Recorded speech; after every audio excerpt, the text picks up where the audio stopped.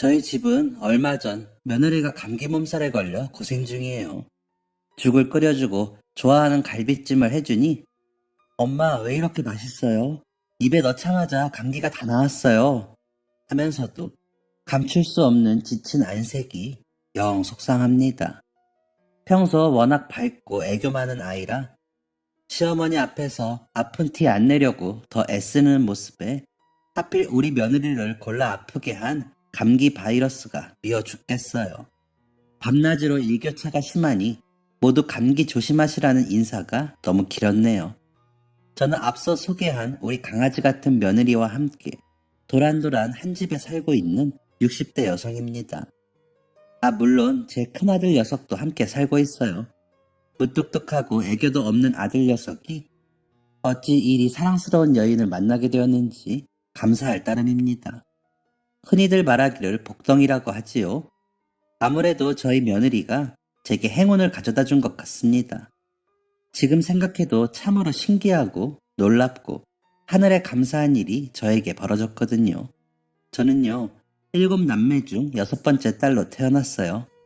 어렸을 적이라 잘 기억은 나지 않지만 오빠 언니들이 항상 북적대고 정신없었지요. 아버지는 늘 일하러 가서 집에 안 계셨고 어머니는 하루 종일 부엌에 서 계시던 뒷모습이나 내내 집안일을 하시던 뒷모습만 기억이 납니다. 아버지, 어머니, 오빠, 언니들의 표정은 기억이 나지 않아요. 그저 흐릿한 형체, 사람이 가진 특유의 느낌들만, 그런 것들만 저의 기억 속에 남아있답니다.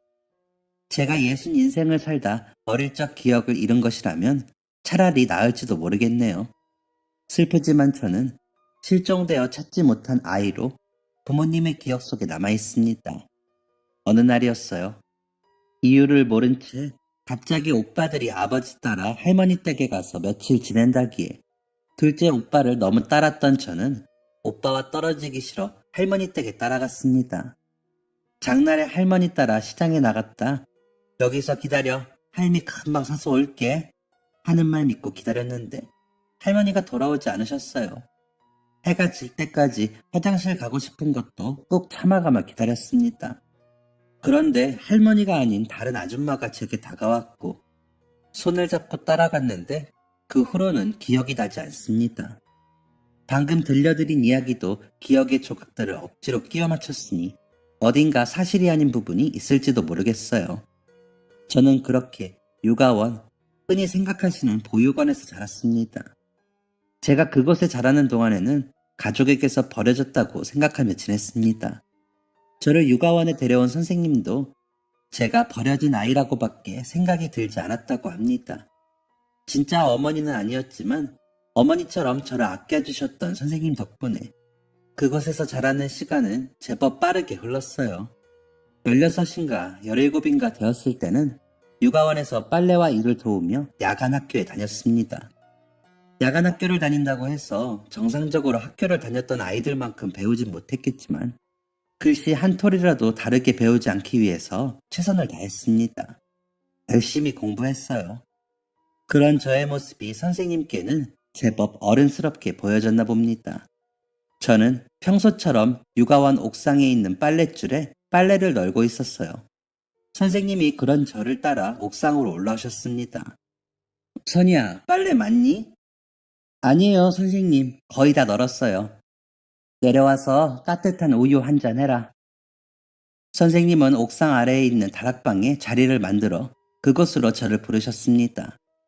선생님이 앉아 계신 자리 옆에는 뽀얀 우유 2잔이 나란히 놓여 있었죠. 제가 자리에 앉으니 무릎 위로 담요를 덮어주셨습니다. 손실이지. 컵이 따뜻하니 손 좀 녹이거라. 괜찮아요. 금방 했는데요, 뭘.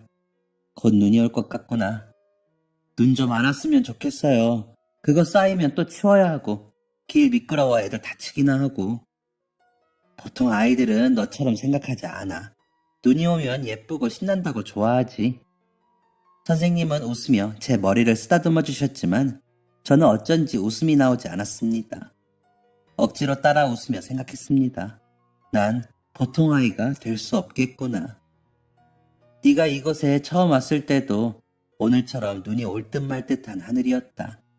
세상이 뿌옇고 퍼런 것이 춥기도 무지하게 추웠지. 그 추웠던 장날 시장이 다 끝나가는데도 사람 없는 구석에 혼자 쪼그려 앉아있던 네가 얼마나 추워 보였는지. 잘 기억나지 않는 머리를 억지로 굴려 그날을 회상해 보았습니다. 왜 나를 버렸을까? 언니도 오빠도 동생도 아닌 왜 나를? 그날을 떠올리면 그때 있었던 일들보다는 그런 생각들이 제일 먼저 머릿속을 헤집었어요. 자식이 7이나 있는데 그중 저만 버려졌다는 것은 부모님 보시기에 제가 어딘가 참을 수 없을 만큼 못난 구석이 있기 때문이라고 생각했죠. 7남매 중 저만 버려졌어요. 어쩌면 아버지하고 오빠들만 남기고 언니들과 저희를 버리려고 하신 걸까요? 그런데 제가 오빠 따라 나서서 이렇게 된 걸까요? 내가 못나서 그런가? 내다버리고 싶을 정도로 못나서 그랬나? 그런 생각들은 저를 더 공부하게 하고 착한 사람처럼 노력하게 만들었습니다. 제 이야기에 선생님은 훌쩍 눈물을 훔치시더니 상자 하나를 꺼내 열어 보이셨습니다. 손바닥만한 작은 상자 안에는 익숙한 얼굴을 한 소녀가 사진 속에 담겨 있었습니다. 제가 한참 사진을 들여다보는 동안 선생님은 식어버린 머그잔에 따뜻한 우유를 다시 채워주셨어요. 따뜻하게 데워져 뽀얀 김을 내뿜는 우유와 지나치게 낯선 어릴 적 제 모습을 사진으로 마주하니 기분이 이상했습니다. 이상하다, 이상하다. 뭔가 자꾸만 이상하다는 생각이 들었어요. 방금 데운 우유가 다시 차갑게 식어버릴 때까지 저는 이상함을 떨쳐버릴 수가 없었습니다. 그리고 마침내 기억의 필름이 스치듯 지나갔지요. 선생님, 그래 선이야. 저 버려진 아이가 아니었어요. 선생님은 깜짝 놀라 들고 있던 잔을 카펫 위에 떨어뜨리셨습니다. 하얀 액체가 카펫에 와장창 스며들고 엎어진 잔을 수습도 하지 않으신 채 제 손을 덥석 잡으시던 선생님. 그게 무슨 말이니? 선이야, 기억이 나? 그날은 장날이었어요. 동생과 떨어져 심심했던 저는 할머니가 시장에 가신다기에 덥석 따라 나섰어요. 할머니는 장날에 사람이 많아 복잡하고 당신 정신이 없으시니 그냥 집에 있으라고 저를 떼어놓으려 하셨어요. 그런데 제가 억지로 따라 나섰고 저를 못 이긴 할머니는 어쩔 수 없이 시장에 저를 데려가셨어요. 시장을 다 보고 나서는 순간 깜빡하고 못 산 게 있다며 잠시만 기다리라고 하셨던 할머니. 그런 할머니를 기다리다가 먼저 집으로 가고 있어야겠다고 생각하며 자리를 뜬 것은 저였습니다. 그대로 가만히 기다리라는 할머니의 말씀만 잘 들었더라면 이렇게 가족들과 떨어질 일이 없었을 텐데 어렸던 저는 그렇게 하면 안 된다는 것도 모른 채 계속 걸으면 집이 나온다고만 생각하고 걸었던 것이죠. 그런데 걸어도 집이 나오지 않자 그냥 할머니를 기다려야겠다고 생각하며 쭈그려 앉아 할머니를 기다렸던 것입니다. 제 이야기를 들은 선생님이 끝내 오열하시고 말았습니다. 그게 진짜니? 정말 기억이 나니? 몇 번이고 되물으시던 선생님. 모르겠어요. 저도 이게 진짜 제 기억이 맞는지 아니면 머릿속에 제가 지어낸 이야기인지 정말 버린 게 아니라면 절 왜 찾지 못하셨을까요? 저는 그냥 애매한 기억으로 살았습니다. 할머니를 따라 나섰던 그날 저 자신에 대한 원망 그리고 끝내 저를 찾아내지 못한 가족들 나를 포기해버린 가족들에 대한 씁쓸한 원망을 품에 안고 말이지요. 혼자 자라는 것은 불편한 것이 없었습니다. 가끔 어머니의 품이 그립기도 했지만 그것조차 희미한 그리움이라 견딜만 했습니다. 사람들은 그걸 외로움이라고 부르더군요. 육아원을 나와 취직하게 된 재봉틀 공장에서 저와 친하게 지내던 한 언니가 제게 말했습니다. 넌 지독하게 외로운 아이야. 외로움도 고통이라고 말하던 그 언니는 제게 한 남자를 소개해 주었어요. 자신을 트럭 운전수라고 소개했던 그 양반은 저보다 키도 작고 덥수룩한 머리에 어울리지 않는 새하얀 미소를 가진 사람이었어요. 표현에 아낌없고 저를 많이 예뻐해 줬어요. 죽을 때까지 딱 한 사람하고만 살아야 된다 하면 망설임 없이 그 양반을 선택할 수 있었어요. 나한테 언제 불행이라는 게 다녀갔나 싶을 정도로 무한한 행복이었습니다. 시계 초침을 손가락으로 잡아 흘러가는 시간을 멈출 수만 있다면 멈추어버리고 싶을 정도로 사랑받았어요. 그 양반한테. 그런데 참, 저는 지질이 운도 복도 없는 인간이었던 거죠. 누가 제 행복에 회방을 놓고 싶어 안달난 게 분명했습니다.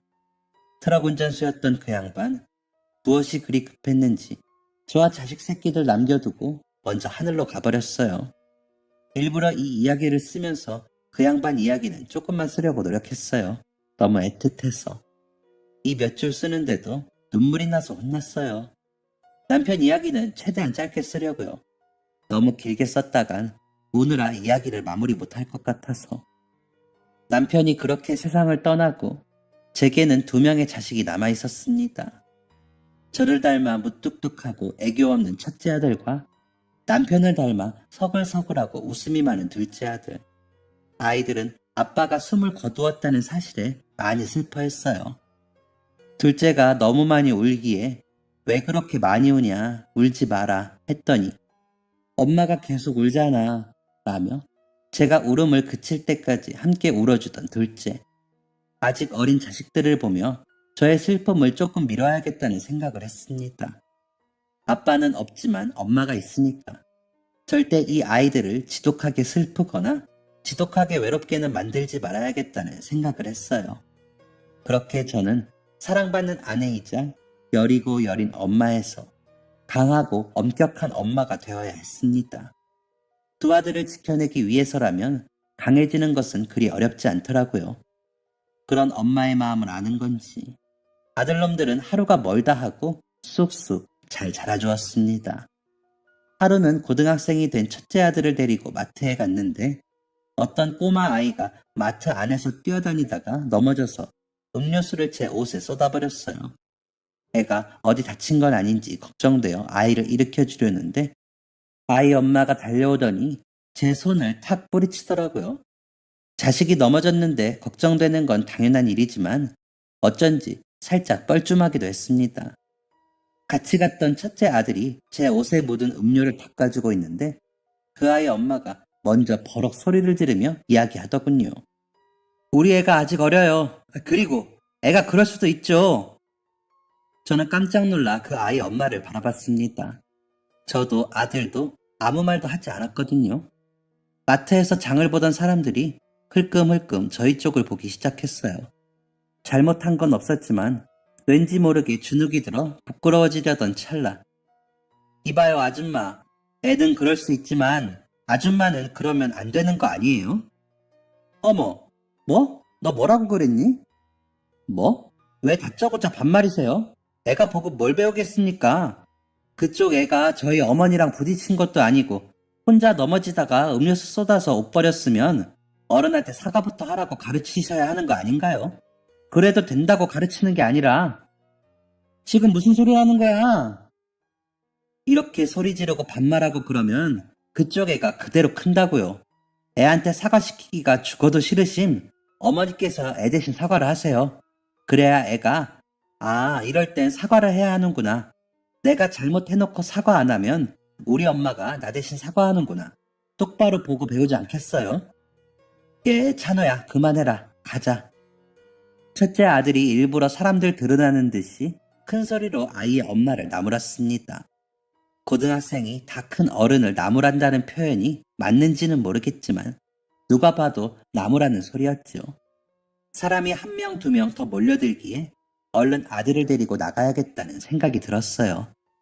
팔을 잡고 뒤를 돌아 나가려는 그때 넘어져서 제게 음료를 쏟았던 아이가 엄마 품을 벗어나 제게 쭈뼛쭈뼛 다가왔습니다.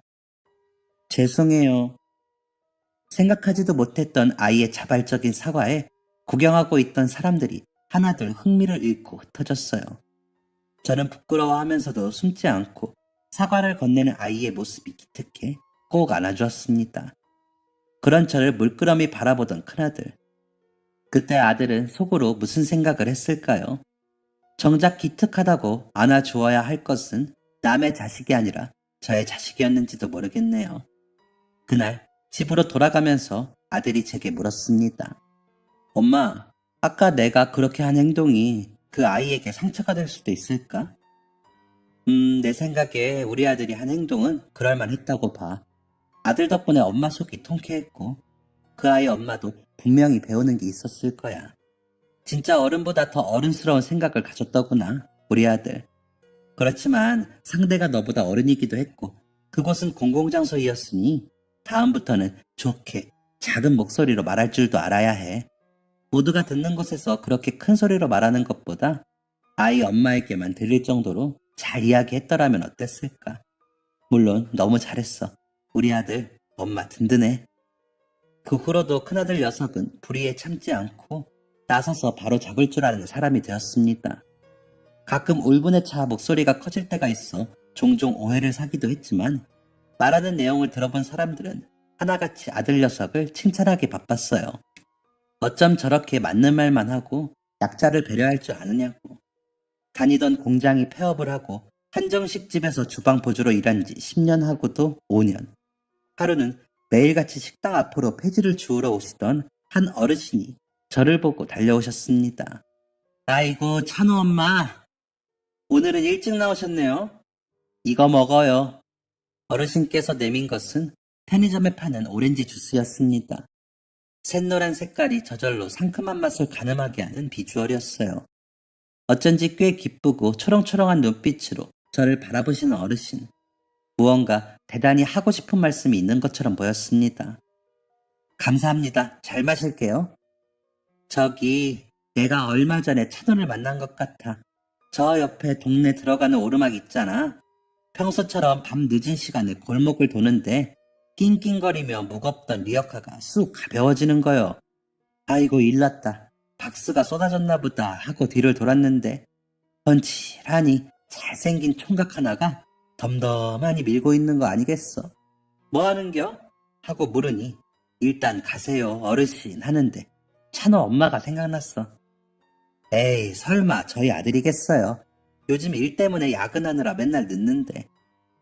엊그저께 몇 시에 들어왔어? 9시쯤이었나? 아이고 그럼 맞네. 아들이 어쩜 그리 훤칠하고 잘생겼어? 에이 찬호 녀석은 웃음기도 없고 영 사람들이 좋아할 상이 아닌데요. 아니야 확실히 찬호라니까. 그 총각도 웃음기가 하나도 없는데 목소리는 엄마 닮았는가 다정하고 사글사글해. 말하는 것도 어찌나 예쁜지 몰라. 오르막 다 올라와서 이제 혼자 자라니 그만 가보라고 고맙다고 했더니 밤늦게 너무 춥고 위험하신 거 아니냐. 제가 9시에 항상 여기를 지나가니 기다렸다 같이 올라가시자 하는데 가슴 한편이 찡한 것이 눈물이 나서 혼났어. 아들 참 예쁘고 착하게 키웠더구만. 아들이 엄마 닮았어. 마음씨가 예뻐도 너무 예뻐. 어르신은 그렇게 한참을 큰아들 칭찬을 하시고 유유히 사라지셨습니다. 집에 가서 아들이 오는 시간을 가만히 지켜보니 9시 반쯤 들어오더라고요. 아들에게 물어보러 자리에서 일어났다가 툭 하고 식탁 위에 무심하게 놓아두는 오렌지 주스를 보며 묻지 않기로 했습니다. 그날 오후 어르신께서 제게 주셨던 오렌지 주스와 똑같은 제품이더라고요. 따로 이야기하지 않아도 잔소리하지 않아도 멋지고 듬직하게 커주었구나. 이렇게 자식들이 반듯하게 자라주니 힘든 것도 외로운 것도 모르고 그저 작은 먼지일 뿐이더라고요. 다 커서 제 엄마 2배만한 몸집을 하고 있지만 여전히 눈에 넣어도 안 아플 소중한 자식들입니다. 아무리 버겁고 힘든 일이 있어도 자식들 얼굴을 보면 자식들 생각을 하면 모든 근심이 씻겨 내려가는 듯한 행복한 인생을 살았습니다. 너무 행복했던 나머지 세월이 마치 꿈을 꾼 듯 빠르게 흘러가더군요. 첫째 녀석이 벼랑간 맛있는 음식을 사주겠다고 해서 나갔더니 화사하니 웃는 게 예쁜 뽀송한 이불 같은 다정한 표정을 한 여자와 함께 저를 맞이하는 게 아니겠어요. 엄마, 제가 만나고 있는 사람이에요. 저 이 사람이랑 결혼하고 싶어요. 저는 첫눈에 반해버렸습니다. 아들한테 반했냐고요? 아니요, 우리 며느리한테 반했어요. 예뻐서라기보다 첫 만남에 딱 풍기는 느낌이 그랬어요. 둘을 바라보는데 아무 말 없이 앉아있어도 엄마로서 느낌이 딱 오더라고요. 아, 두 사람 진심으로 사랑하고 있구나. 저는 더 지켜보거나 고민할 필요도 없다고 생각했습니다. 1초 만에 결혼 승낙을 받아낸 아들의 입꼬리가 귀에서 내려올 생각을 안 터군요.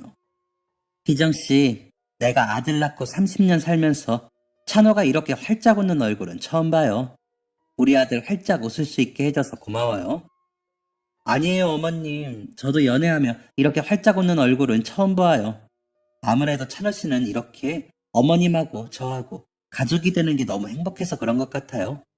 저도 어머님께서 바로 허락해 주셔서 이토록 기분이 좋은데 찬호 씨는 오죽하겠어요.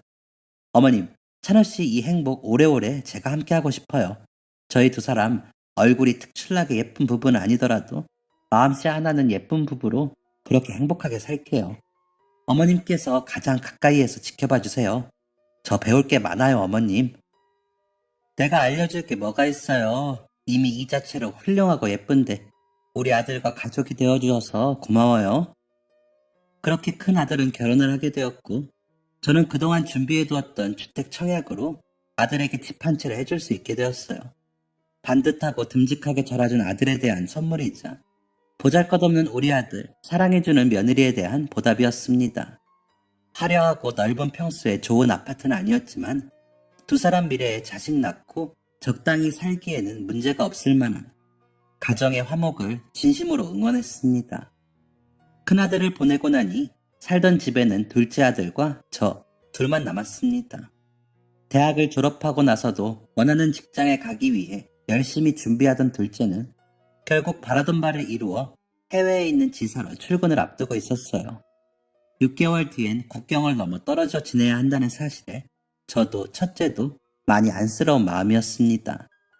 그런 저희의 마음을 안 건지 우리 며느리는 유난히 바빴습니다. 저도 신혼이라 제대로 된 신혼생활을 만끽하고 싶었을 텐데 주말만 되면 찬호를 데리고 저희 집으로 놀러왔어요. 3주 연속 저희 집으로 놀러왔을 때는 제가 먼저 이야기를 하지 않으면 안 되겠다 싶더라고요. 희정아가 이렇게 매주 오면 너희는 언제 데이트하고 좋은 곳 놀러 다니고 하니? 너도 한참 신혼생활을 즐겨야 하는데 우리한테 이렇게 자주 오지 않아도 된단다. 어머님, 제가 아쉬워서 그래요. 이제 막 이렇게 가족이 되었는데 도련님과 떨어져 얼굴도 못 보고 지내야 한다는 게 안지 얼마 안 된 저도 이렇게 애틋한데 신랑이랑 어머님께서는 얼마나 더 애틋하시겠어요. 저는 이런 게 가족이라고 생각해요. 그래서 이 소중한 시간들을 누구보다 더 함께하고 싶어요. 그리고 이렇게 자주 뵙다 보면 어머님하고 조금 더 친해질 수 있지 않을까 설레기도 하고요.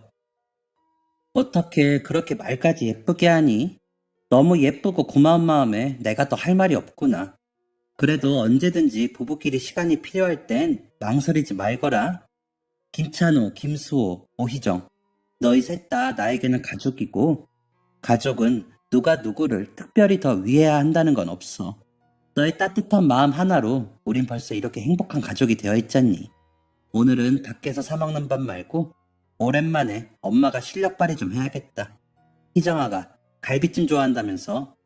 제 욕심만 생각하면 며느리가 먼저 나서서 이렇게 자주 얼굴을 비춰주니 엄청 감사할 일이었죠. 그러기가 쉽지 않다는 것쯤은 저 또한 며느리의 인생을 살아본 여자로서 잘 알고 있으니까요. 제 욕심만 채우기 위해서 누군가가 마음의 희생을 해야 한다면 저는 절대로 싫었습니다. 그런데 며느리가 생각지도 못하게 예쁜 마음을 전하니 제가 할 수 있는 말은 더 이상 없었어요. 오히려 말리고 싶었습니다. 세월은 생각보다 훨씬 더 빠르게 흐른다고 둘만의 시간을 보낼 수 있을 때 더 많이, 자주 함께 하라고요. 수차례 큰아들과 며느리를 설득해 보았지만 참 말을 안 듣더군요.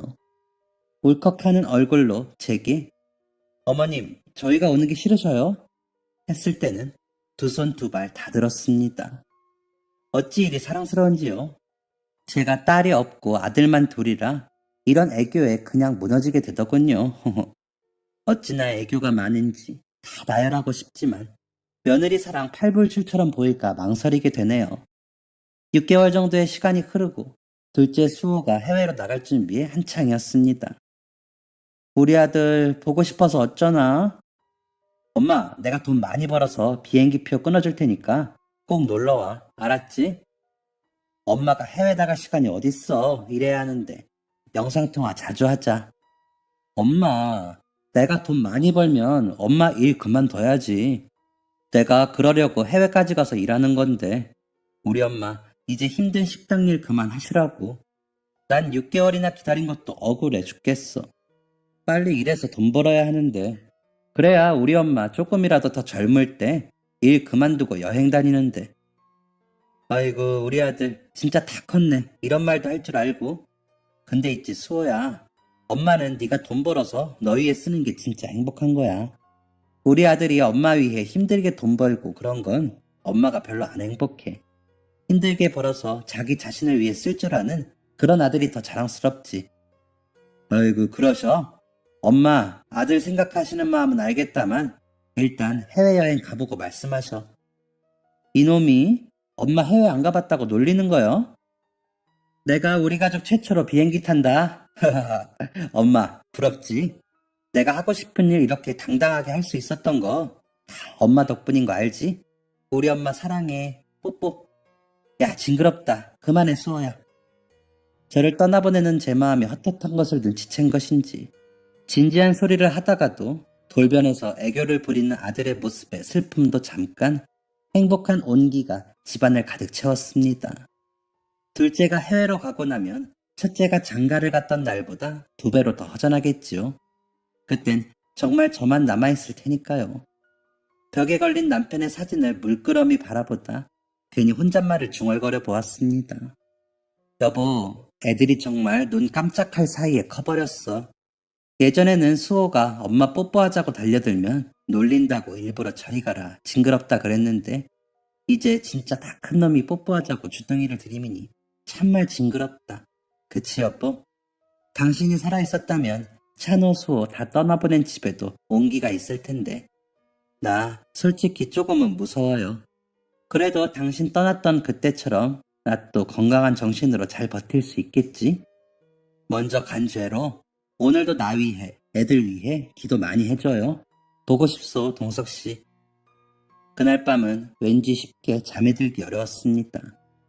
애들이 이렇게 다 큰 어른들이 됐는데 왜 제 마음은 아직도 갓난아기 달래던 그때 같은지. 세상이 저를 속이고 몰래카메라 하는 것 같다는 생각을 하며 잠들고 다음날 아침 이른 시간부터 요란하게 전화가 울렸습니다. 여보세요? 어머님, 안녕히 주무셨어요? 제가 너무 아침 일찍 전화드렸죠? 아니다, 일어날 참이었어. 왜? 무슨 일 있는 거야? 아니요, 그건 아니고. 오늘 도련님 가시는데 공항까지 제가 태워다 드리기로 했거든요. 혹시 어머님도 시간 괜찮으시면 같이 가시자고요. 공항까지 바래다 주겠다는 제 말에 절대 싫다고 거부하던 둘째 아들놈이 제 형수가 바래다 준다는 말에는 순순히 그러겠다고 했나 봅니다. 모든 걸 알고 있던 며느리가 이리도 다정하게 제게 먼저 알려준 것이겠지요. 방문을 열고 나가자 둘째 녀석이 나갈 준비를 다 마치고 멀뚱히 거실에 앉아 있었어요. 그 모습에 주책 없는 코끝은 또 찡해져 왔고 엄마, 형수 진짜 고집 대마왕이야. 둘째 녀석 칭얼거림에 눈물이 쏙 들어갔습니다. 아무래도 며느리가 둘째 아들의 고집을 꺾은 것 같아 속이 후련했어요. 그래도 언제 볼지 모르는데 제 엄마를 공항에 마중도 못 나가게 하다니 몰래 가야 하나 고민했었는데 며느리가 지혜롭게 해결해준 것이었습니다. 처음으로 가본 공항에는 생각했던 것보다 사람이 없었습니다. 연속극 같은 걸 보면 사람들이 마구 서 있고 복잡해 보였는데 아침 이른 시간이라 그런지 사람들이 듬성듬성 있더구만요. 고요한 공항에 곧 떠날 아들을 붙잡고 서 있는 제 모습이 그리도 서운할 수가 없었습니다. 나 이제 가요. 엄마, 밥. 말을 하려다 말고 엄마 하며 말끝을 흐리던 둘째 녀석이 짐가방을 바닥에 툭 떨어뜨리고는 고개를 숙였습니다. 큰 덩치에 어울리지 않게 가냘프게 떨려오는 그 어깨를 어떻게 모른 척 할 수 있을까요? 저도 아들을 위해 기꺼이 무너져 내렸습니다. 한 품에 다 안기지도 못하게 커져버린 내 아들의 어깨를 꼭 안아주었습니다. 훌쩍훌쩍 눈물을 삼키면서도 제 할 말을 다 합니다. 내가 그래서 공항에 오지 말라고 했잖아. 나 오는 거 엄마한테 보여주기 싫어서. 형수, 이게 다 형수 때문이에요. 야야, 이놈이. 그걸 갑자기 왜 형수 탓을 하니? 몰라. 이제 나 가야 돼. 나 우는 모습은 빨리 잊어버려. 알겠지, 엄마? 알겠죠, 형수? 형한테 말하지 마요. 약속했단 말이야, 안 울기로. 덩치 큰 울보가 그렇게 문 너머로 사라지고 그제야 눈물이 나 두 손으로 얼굴을 가리자 며느리가 작은 손으로 제 등을 쓰다듬어 주었습니다. 작고 차가운 손이 제 등을 쓸어주니 거짓말처럼 눈물이 쏙 들어가더군요. 얘야, 너 손이 왜 이렇게 차니? 어머님은 지금 그게 중요한 게 아니잖아요. 고개를 들어 두 손을 잡고 이야기했더니 그렁그렁한 눈을 하고 제게 투정을 합디다. 딸이 있으면 이런 느낌일까요? 제 눈물보다 며느리의 차가운 손이 더 걱정되어 마음대로 울지도 못하고 그렇게 집으로 돌아갔습니다. 그리고 일주일은 아무도 없는 집에 저 혼자 있게 되었는데요. 처음엔 허전하고 애틋하고 안쓰러운 마음에 눈물이 나기도 하고 일부러 집 청소를 더 바쁘게 해보기도 했어요. 그런데 며칠 지나고 나니 혼자 있는 게 편하기도 하더라고요. 7남매 있던 좁은 집에서부터 북적이는 요가원, 불편한 공장 기숙사, 남편과 살던 신혼집, 혼자 아이를 키우던 집, 혼자 살아본 적이 단 한 번도 없었던 저는 혼자만의 이 느낌이 꽤 자유롭다고 생각도 들었습니다. 아이고, 그런데 우리 며느리가 또 엄마, 희정이가 엄마 모시고 소고기 먹으러 가자는데 1시간 뒤에 집 앞으로 나오실래요? 소고기? 네, 엄마 소고기 좋아하시잖아요. 아이고, 니들끼리 먹지. 엄만 괜찮은데. 1시간 뒤에 집 앞으로 나오셔요. 추워요. 따뜻하게 입으시고. 큰아들네의 갑작스러운 외식 제안에 흥이 난 저는 지난번 며느리가 예쁘다고 해줬던 감색 니트를 입고 집 앞에서 그들을 기다렸어요. 수호는 밥은 먹었으려나 무소식이 희소식이라던 아들 녀석 말대로 잘 도착했다는 연락 말고는 아직 아무런 연락이 없는 둘째가 내심 걱정되었습니다. 아들 잘 지냈지? 메시지를 보내자 칼처럼 빠른 답장이 왔어요. 응, 엄마, 나 지금 랍스터 먹어요. 메시지와 함께 아들이 보내온 사진에 입가에 흡족한 미소가 지어졌습니다. 막내답게 애교 많고 샘 많은 우리 둘째 수호. 가만히 들여다보고 있으면 그 얼굴에서 남편이 겹쳐 보일 정도로 남편을 많이 닮았답니다. 사진을 보고 있으니 남편 얼굴이 자연스레 피어올랐어요. 여보 보고 있죠? 당신 마누라 행복해. 사진 속 남편, 아니 둘째에게 짧은 안부 인사를 전하고 나니 저 멀리 승용차 한 대가 창문을 열고 달려왔습니다. 어머님, 저희 왔어요. 창문 너머로 몸을 쑥 빼고 저를 부르는 며느리. 야야, 다친다. 제 앞에 멈춰선 차에서 토끼처럼 초롱초롱한 눈을 한 며느리가 신이 나서 내렸습니다. 어머님 오늘도 예쁜 니트 입으셨네요. 아들은 언제나처럼 별말이 없고 며느리하고 기분 좋은 대화를 하며 식사를 하던 중 아들이 반듯한 자세로 한마디를 던졌습니다. 엄마, 이제 일 그만하시고 저희 집에 들어와서 같이 살아요. 그래요, 어머님. 저희 오늘 이 말씀 드리려고 뵙자고 한 거예요. 어머님께서 저희 살으라고 기꺼이 선물해 주신 집에 이제 저희랑 어머님 셋이 오순도순 살아요. 아들네의 갑작스런 제안에 당황하지 않을 수 없었어요. 갑자기 자기네들 집에 와서 살으라니. 멀쩡한 집을 두고 둘이서 깨먹는 집에 들어가 괜히 짐이 되고 싶지 않았습니다. 됐어. 내가 그 집에 왜 들어가 살아. 멀쩡한 집 놔두고. 너네한테 괜한 짐이 되고 싶지 않구나.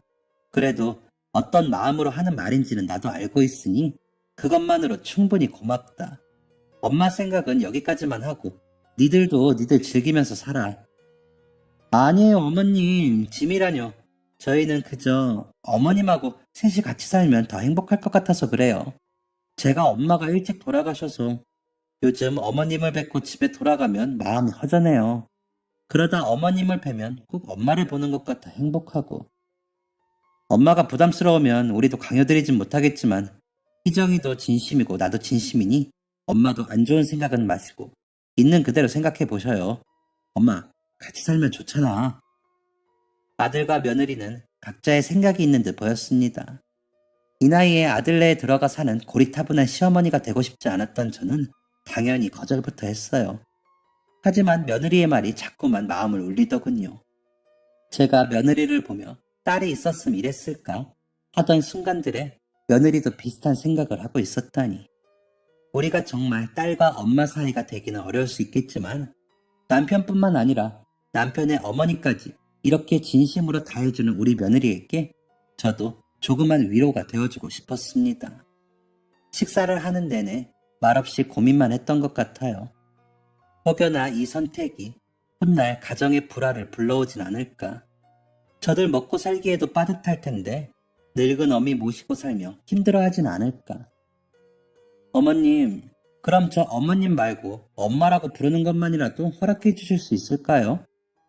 여보, 그게 왜 어렵겠니? 너 부르고 싶은 대로 불러라, 아가. 정말요? 엄마, 우리랑 같이 살아요. 아무리 그래도 당신 정말 왜 그래? 야, 이놈아, 왜 희정이한테 뭐라 그러냐? 엄마는 딸 생겨 좋기만 한데. 같이 살자. 엄마는 우리 딸 때문에 같이 사는 거야. 그러니까 찬우 너 이놈, 엄마 딸한테 잘해.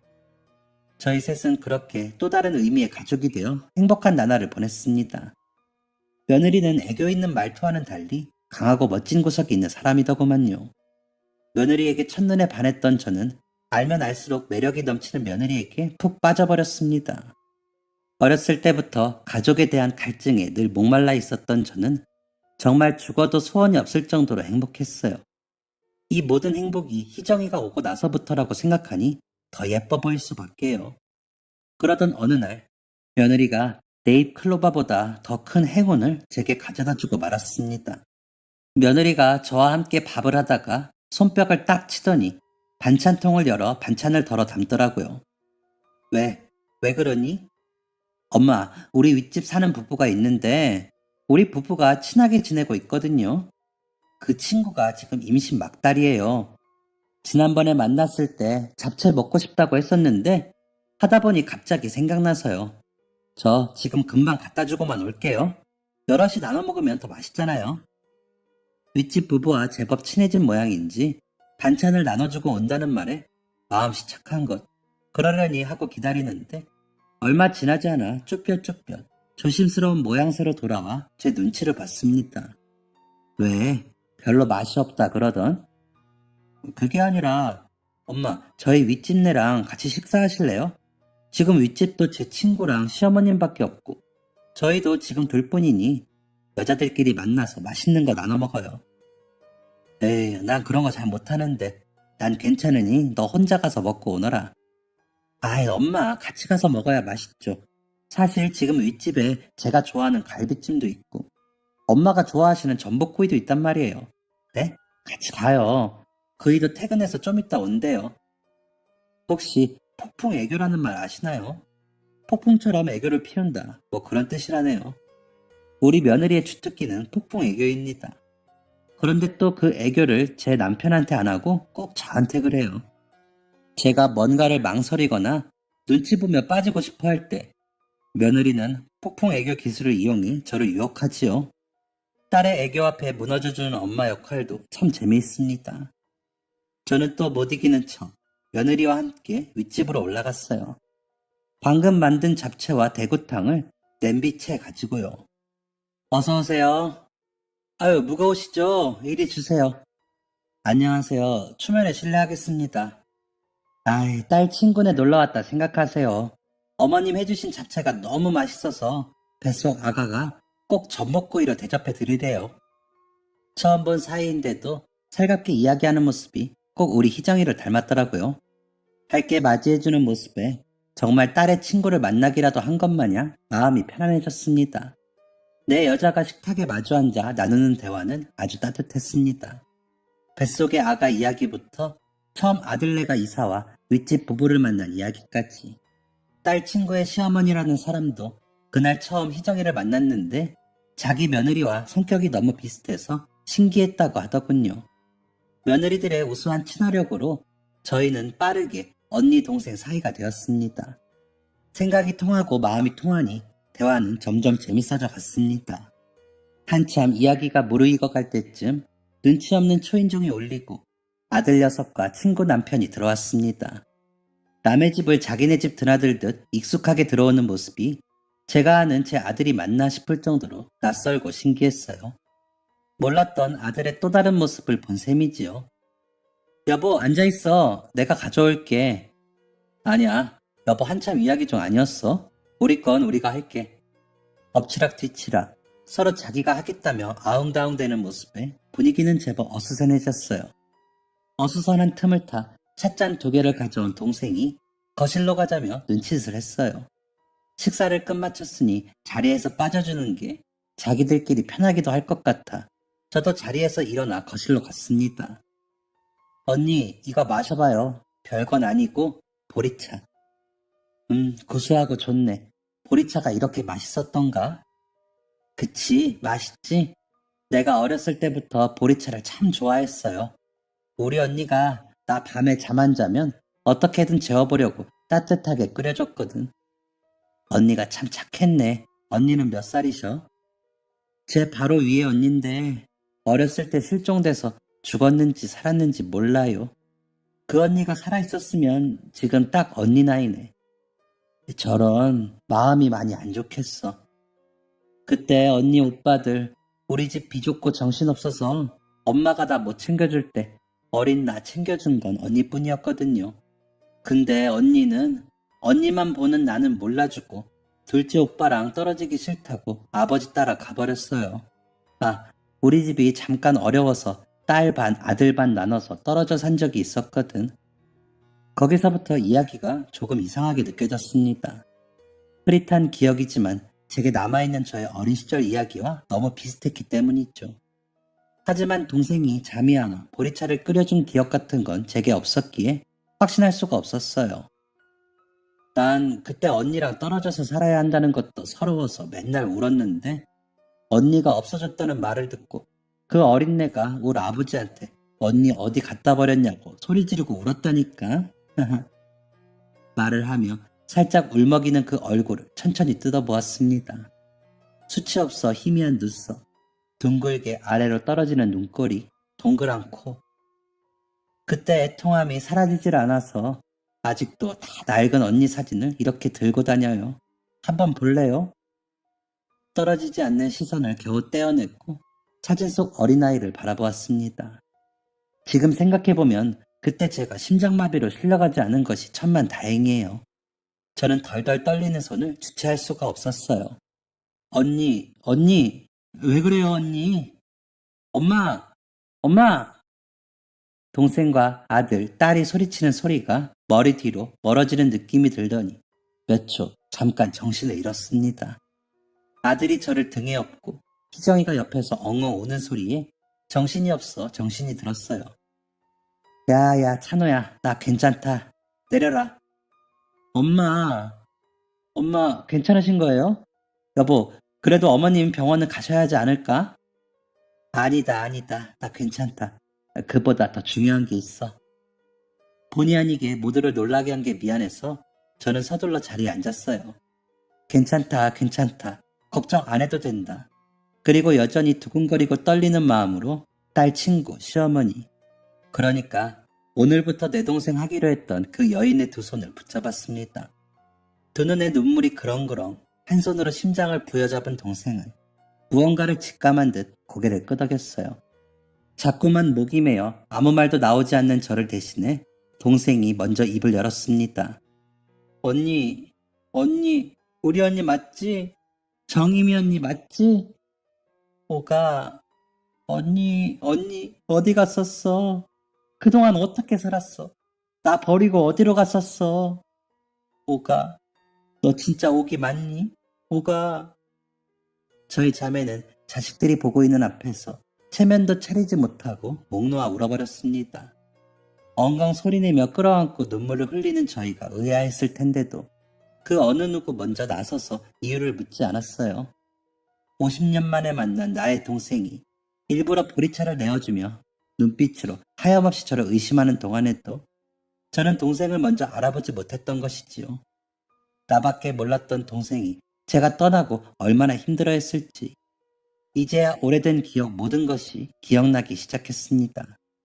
제가 없으면 밤에 잠도 못 자던 아이였는데 그땐 왜 그랬을까? 가슴이 먹먹했습니다. 동생은 그런 저를 하염없이 안아주었어요.